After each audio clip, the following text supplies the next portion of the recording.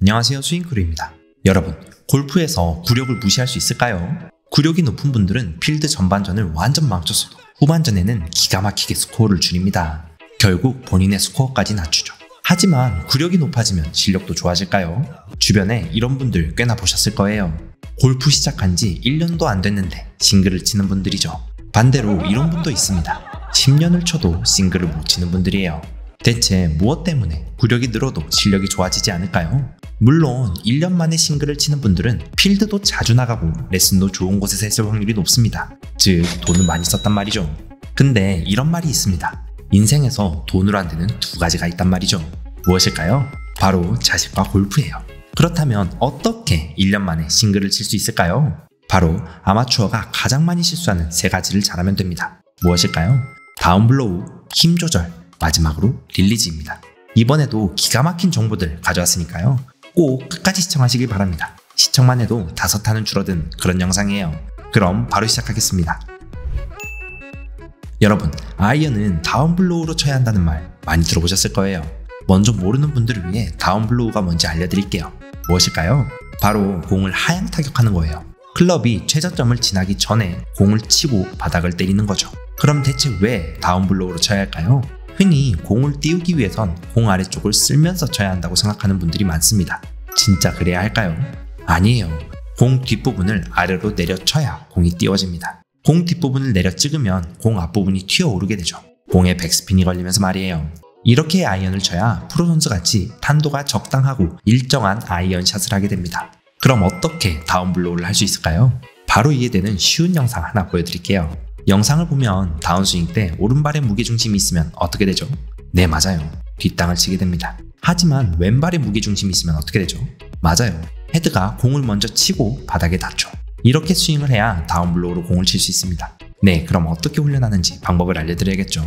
첫 번째는 휴버 임팩트가 있는 분들을 위해 연습하는 방법을 알려드리고, 두 번째는 휴버 임팩트 없이도 연습할 수 있는 방법을 알려드릴게요. 첫 번째입니다. 사실 휴버 임팩트 없어도 할 수 있으니 꼭 따라해보세요. 휴버 임팩트는 오른손목을 고정해주죠. 뿐만 아니라 오른손목 힌지가 언제 됐는지 청각으로 피드백도 해줍니다. 이게 정말 유용해요. 연습 방법을 알려드리면 백스윙 할 때 오른발 힌지를 빨리 가져가는 거예요. 클럽이 엉덩이 높이까지 올라오기 전에 힌지를 완성해야 하죠. 이건 어프로치를 할 때도 꼭 필요한 훈련이에요. 자세히 설명해드리면 어드레스를 하고 테이크어웨이를 함과 동시에 휴버 임팩트에서 딸깍 소리가 나야 합니다. 이렇게 힌지를 완료하고 다운스윙을 하면 되죠. 몸과 팔을 회전해서 말이에요. 다운스윙에서 중요한 것이 있습니다. 바로 오른손이죠. 오른손 바닥이 임팩트 때 아래를 향해야 합니다. 스쿠핑이나 들리는 느낌이 들면 안 되죠. 왜 그럴까요? 오른손 바닥이 아래를 보면 몸을 앞으로 슬라이드하며 공을 칠 수 없어요. 반드시 힙턴을 해야 공을 칠 수 있게 되죠. 그리고 오른손목이 고정되니 스쿠핑도 안 됩니다. 그러면 힙턴을 해야만 공을 제대로 칠 수 있죠. 이게 휴버 임팩트의 장점이에요. 그래서 연습 효과를 똑똑히 볼 수 있죠. 네, 그럼 두 번째, 휴버 임팩트가 없는 분들을 위한 연습 방법을 알려드릴게요. 이것도 정말 꿀팁이에요. 다운블로우로 치기 위해선 샤프트가 어떻게 있어야 할까요? 네, 맞아요. 임팩트 때 핸드 포워드가 되면서 앞으로 기울여져야 합니다. 이 훈련은 자세를 잡는 거예요. 샤프트가 앞으로 기울여져야만 공을 칠 수 있도록 말이죠. 바로 상체를 완전히 앞으로 숙여서 공을 치면 됩니다. 상체가 반드시 서 있으면 샤프트가 기울여지지 않아도 쉽게 공을 칠 수 있어요. 하지만 상체를 완전히 숙이면 달라지죠. 거의 90도가 되도록 구부린 다음 공을 치면 어떻게 될까요? 핸드 포워드를 하지 않으면 클럽이 바닥을 찍게 됩니다. 무조건 힙턴과 함께 샤프트를 기울여야지 공을 칠 수 있죠. 방법을 간단하게 설명해 드릴게요. 어드레스 때 상체를 숙이고 스윙을 하면 됩니다. 상체를 더 숙여야 하니 평소보다 발이 더 뒤로 빠져야겠죠. 그리고 다운스윙을 하며 공을 치면 됩니다. 이렇게 스윙을 했을 때 비거리는 줄어들더라도 공은 똑바로 나가야 하죠. 상당히 어색할 거예요. 그러나 계속 연습하면 핸드 포워드가 근육에 새겨집니다. 이 훈련을 할 때 주의할 점이 있어요. 무엇일까요? 바로 머리만 숙이는 거죠. 가슴과 머리가 일자가 된 채로 상체를 아래로 숙여야 합니다. 허리를 구부리는 것도 하면 안 돼요. 허리는 C컵을 유지한 채 골반을 접어야 하죠. 이 훈련을 하면 정상적인 스윙을 할 때도 핸드 포워드로 공을 압축해서 칠 수 있게 됩니다. 네, 아마추어가 가장 많이 실수하는 아이언 다운블로우 연습 방법을 알려드렸습니다. 다음은 무엇이었죠? 네, 힘빼기예요. 흔히 골프에서 힘 빼는데 3년 걸린다고들 하죠. 하지만 이것을 잘하면 1분이면 됩니다. 여러분, 골프 스윙은 부드러운 한 동작입니다. 다들 동의하시죠? 하지만 힘이 들어가면 부드럽지 않은 여러 동작이 돼버려요. 힘을 빼는 핵심 키는 무엇일까요? 바로 그립과 팔입니다. 그립을 너무 강하게 쥐면 어떻게 될까요? 팔과 손목이 긴장됩니다. 그리고 어깨도 경직되죠. 이렇게 손목과 어깨가 경직되면 스윙이 삐걱될 수밖에 없어요. 반대로 그립이 너무 약하면 어떻게 될까요? 공을 칠 때 페이스면이 흔들리죠. 그래서 대부분 헤드가 열리며 오른쪽으로 슬라이스가 납니다. 팔도 마찬가지예요. 팔과 손목에 힘이 들어가면 스윙이 부드럽지 못하죠. 반면 힘을 전부 빼면 클럽을 컨트롤할 수 없습니다. 그럼 대체 어느 정도로 힘을 줘야 할까요? 가장 느끼기 쉬운 방법을 알려드리겠습니다. 클럽을 잡고 수직으로 들어올리세요. 이 상태에서 팔의 힘을 완전히 빼보겠어요. 그럼 어떻게 되죠? 네, 맞아요. 클럽과 헤드 무게가 느껴집니다. 이게 가장 약하게 힘을 주는 거예요. 1단계죠. 이 상태에서 클럽을 90도까지 내려볼까요? 팔과 손에 힘이 들어가죠? 이 정도 힘을 준 게 5단계예요. 그럼 우리는 몇 단계로 힘을 주며 스윙을 해야 할까요? 3단계입니다. 3단계는 이렇게 느낄 수 있어요. 아까 5단계 위치에서 45도 위로 올려볼까요? 클럽이 더 가벼워지고 팔과 그립에 힘도 많이 안 들어갈 것입니다. 바로 이 정도 힘으로 스윙을 해야 하죠. 자, 그럼 어느 정도로 힘을 줘야 하는지 알았죠? 가장 중요한 것이 하나 더 있습니다. 무엇일까요? 스윙을 하는 동안에 이 힘이 유지돼야 하는 것이죠. 스윙하는 동안에 이 힘을 유지하기 위한 약간의 팁을 드리면 1단계로 스윙을 한 다음 5단계로 스윙을 하고 그리고 나서 3단계 수준으로 힘을 주고 스윙을 하는 거예요. 이렇게 연습하면 스윙하는 중에 3단계 힘이 더 쉽게 느껴집니다. 아, 이 정도 힘이 들어가야지 스윙이 제대로 이루어지는구나 하고요.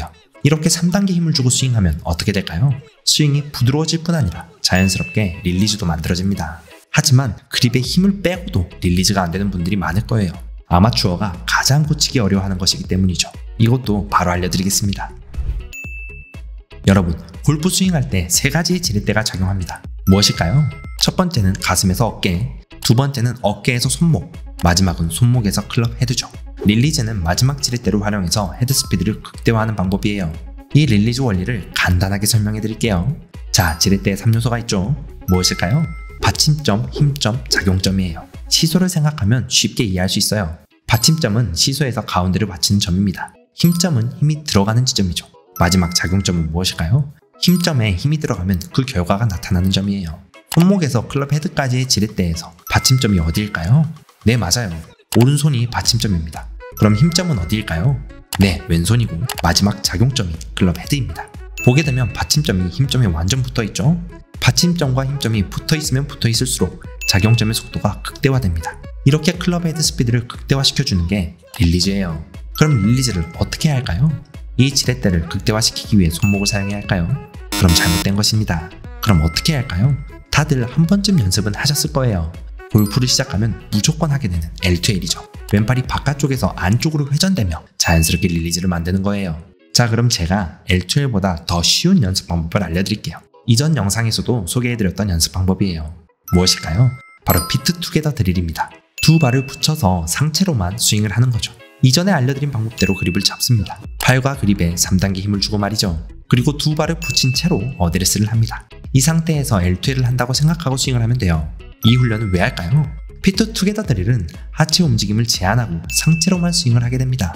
발을 붙이고 스윙하면 큰 파워를 만들기가 어렵죠. 그럼 자연스럽게 스윙 템포와 리듬에 집중을 할 수 있어요. 백스윙 때는 왼팔이 앞쪽에 위치하고 임팩트 때는 왼팔과 오른팔이 교차되면서 팔로우스루 때 오른팔이 왼팔 앞에 있게 됩니다. 이게 릴리즈예요. 이 움직임을 부드럽고 리듬감 있게 할 수 있는 감각으로 훈련하는 거죠.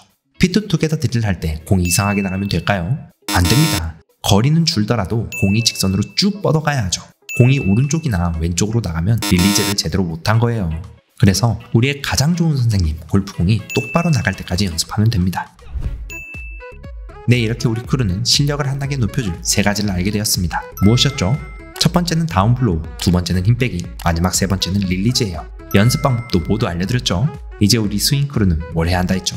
맞아요, 연습이에요. 아는 것으로만 그치지 않고 근육에 새겨야 하지 않겠어요?